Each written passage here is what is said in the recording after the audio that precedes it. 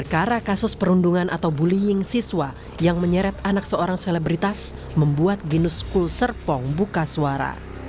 Dalam pernyataan tertulisnya, pengelola SMA swasta internasional di Tangerang Selatan, Banten ini mengatakan tidak menoleransi aksi kekerasan baik fisik, psikis maupun emosional, baik di dalam maupun luar sekolah.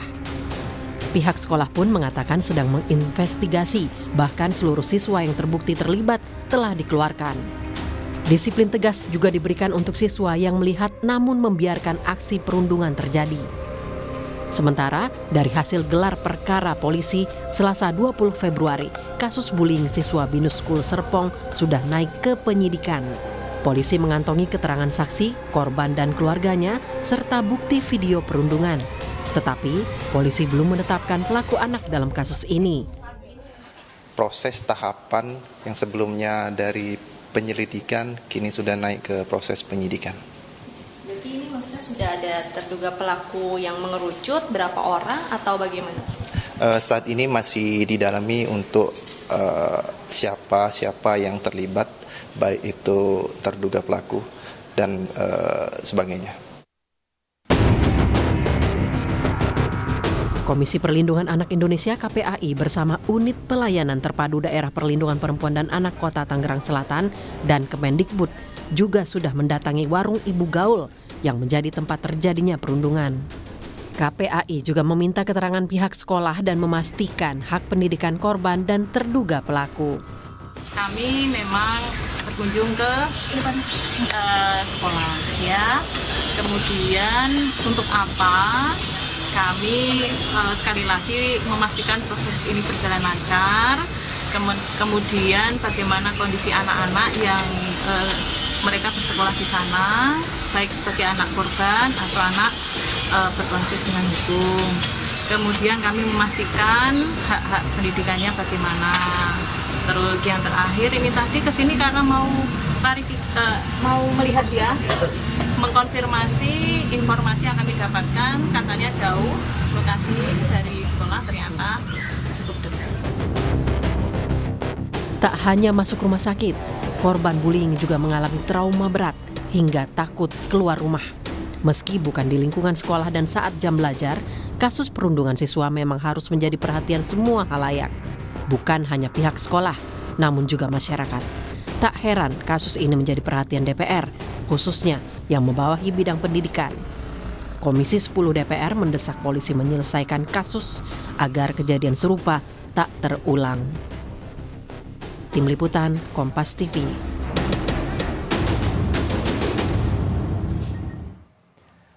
Usai perundungan, korban mendapat pendampingan psikologi dan pendampingan hukum. Lalu bagaimana sebenarnya psikologis korban perundungan pasca kejadian dan bagaimana orang terdekat dapat menolongnya agar tidak lagi mengalami trauma. Kami akan membahasnya pagi hari ini bersama psikolog yang juga Ketua Himpunan Psikologi Indonesia HIMPSI, Andik Matulesi. Selamat pagi Pak Andik. Mohon maaf Pak Andik masih di mute sepertinya.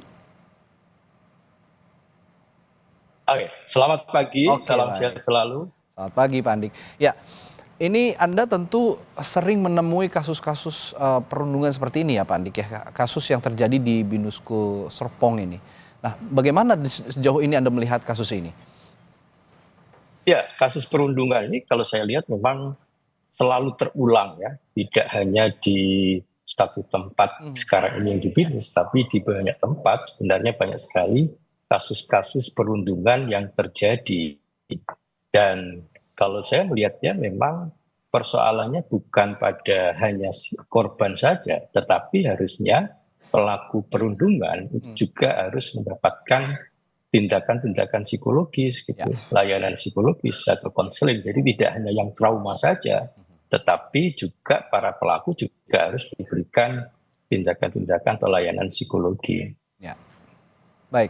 Ya, Pak Andik, kalau sekarang kan banyak orang tua ya yang beranggapan bahwa wah saya sekolahkan anak saya di tempat yang terbaik, bahkan di tempat yang mungkin biaya pendidikannya relatif lebih besar, lebih tinggi, lebih mahal begitu. Nah ini juga tidak menjamin sepertinya, karena yang terjadi baru-baru ini di Binus School ini adalah lembaga pendidikan ya katakanlah kelas atas begitu ya. Nah, seharusnya ini lebih berpendidikan, namun masih saja terjadi perundungan. Nah, mengapa sebenarnya Ya, seorang ini sebenarnya bisa menjadi perundung ya. dan ciri-cirinya bagaimana? Jadi banyak sekali sih penyebab dari orang melakukan perundungan ya, anak-anak remaja melakukan perundungan. Ada karena memang ini ingin menunjukkan powernya, ingin menunjukkan kekuatannya, dan juga kadang-kala ada satu persoalan di rumah misalnya. Ya. Dia berada di lingkungan rumah yang tidak nyaman, yang penuh dengan kekerasan, itu juga akan memunculkan perilaku kekerasan. Jadi bukan hanya masalah sekolahnya saja, tetapi hal-hal di luar sekolah juga bisa menjadi penyebab orang melakukan perundungan. Seorang remaja misalnya pada saat dia berada di lingkungan keluarga yang tidak nyaman, tidak mendapatkan asupan emosi yang baik, juga akan bisa menjadi pelaku perundungan. Kalau dia berada di dalam geng, di mana geng itu terjadi pengajaran dalam tanda petik melakukan hal-hal yang negatif, kekerasan, itu juga akan bisa menjadi menyebabkan dia berperilaku perundungan.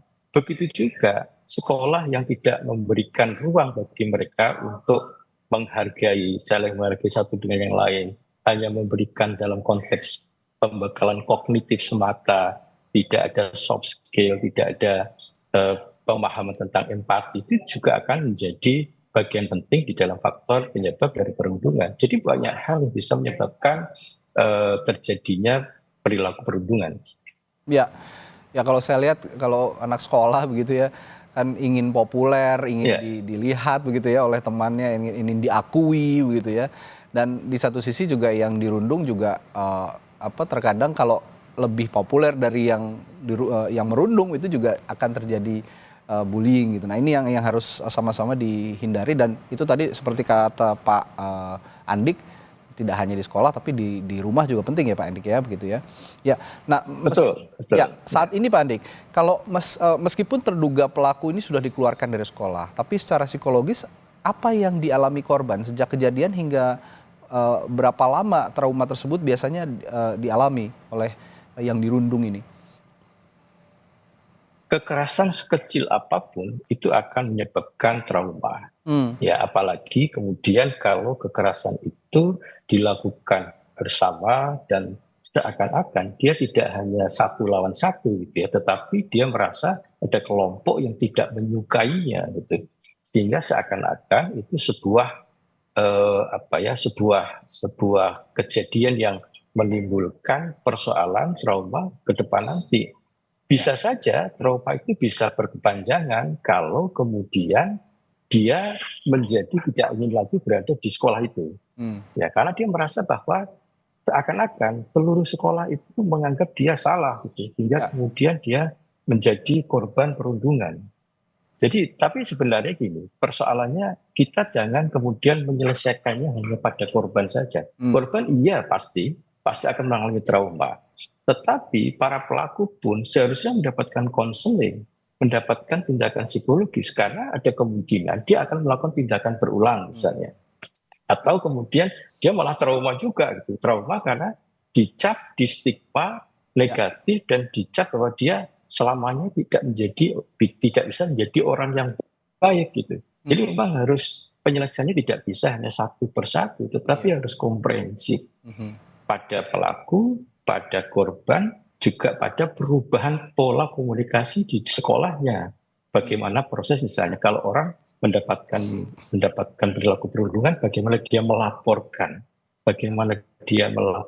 dan kemudian ditindaklanjuti. Karena biasanya perundungan itu kadang-kadang dimulai dari hal kecil-kecil. Ada proses pembiaran perundungan kecil sehingga terjadi perundungan yang dalam konteks yang lebih besar lagi. Ya. Awalnya hanya mengejek kecil gitu ya, dibiarkan nanti lama-lama menjadi kebiasaan begitu lah ya kalau kita bilang sekarang. Nah, saya percaya pendampingan yang paling bagus itu diberikan orang terdekat. Nah, yang ingin kita ketahui bersama Pak Andik, pendampingan seperti apa yang bisa diberikan orang terdekat yang paling baik untuk anak-anak? Pendampingan paling efektif itu adalah di orang tua. Cuman masalahnya memang orang tua jangan kemudian menyalahkan gitu ya, kemudian pastikan ada informasi bahwa dia dirundung karena dia melakukan tindakan apa gitu. Ya. Jangan fokus pada persoalannya, tetapi fokus bagaimana membangun kembali keinginan kembali untuk menjadi lebih baik ke depan nanti gitu. Jadi karena memang orang tua harus menjadi bagian yang penting, tetapi tentunya pendampingan oleh psikolog harus tetap diberikan. Karena tentunya yang tahu tentang profesional, yang tahu tentang kondisi stresnya, yang tahu seperti apa keakutan dari persoalannya itu adalah dari tenaga psikolog gitu ya. Jadi memang harus bersama antara psikolog dengan orang tua harus menjadi bagian penting di dalam menurunkan trauma dari perundungan tadi. Baik, terakhir Pak Andik, pesan dari Anda untuk para remaja atau siswa, pemuda begitu ya, agar tidak menjadi perundung dan yang lebih penting lagi tidak dirundung begitu. Apa pesan-pesan untuk mereka Pak Andik? Yang pertama harus ditekankan bahwa sekecil apapun kekerasan itu akan memberikan dampak.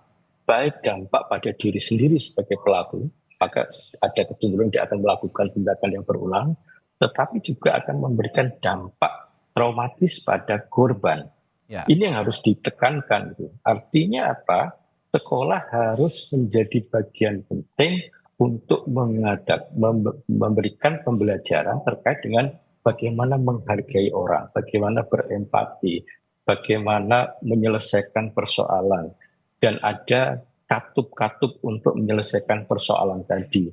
Misalnya ada teman sebaya yang dijadikan bagian untuk bimbingan konseling. Tidak hanya guru BK saja, tetapi juga ada teman sebaya yang kemudian akan menjadi bagian penting untuk menyelesaikan, menjadi tempat untuk menyelesaikan sejak awal gitu. Ya. Dan yang kedua, penyelesaian perundungan itu harus sejak awal. Pembiaran sekecil apapun itu akan menyebabkan terjadinya pengulangan perundungan. Dan yang ketiga, persoalan mengkaitkan dengan persoalan hukum itu juga tidak efektif gitu. Karena persoalannya bukan masalah dia itu seorang yang kriminal gitu ya. Tetapi sebenarnya ada persoalan-persoalan baik itu di rumah, baik itu di sekolah, baik itu di misalnya pengaruh dari internet, media sosial itu juga akan mempengaruhi yang bersangkutan. Jadi paling tidak seorang anak masih punya masa depan yang panjang sehingga harus diberikan asupan-asupan emosi, harus diberikan hal-hal yang positif, jangan sampai kemudian ada stigma baik terhadap korban maupun pelaku. Ya, ini keseimbangan sepertinya ya, apalagi sekarang arus informasi teknologi begitu ya, dari yang seperti Anda katakan Pak Andik, dari internet, dari media sosial sangat deras, apalagi pada anak-anak ini yang juga harus diimbangi, tidak di rumah, tidak di sekolah, tapi dari internet begitu ya. Ini juga kita harus sama-sama awasi begitu. Baik, terima kasih psikolog yang juga Ketua Himpunan Psikologi Indonesia HIMSI, Andik Matulesi, telah berbagi perspektifnya pagi hari ini. Terima kasih banyak Pak Andik, sehat selalu, sampai jumpa lagi. Ya selalu, terima kasih. Saudara, setelah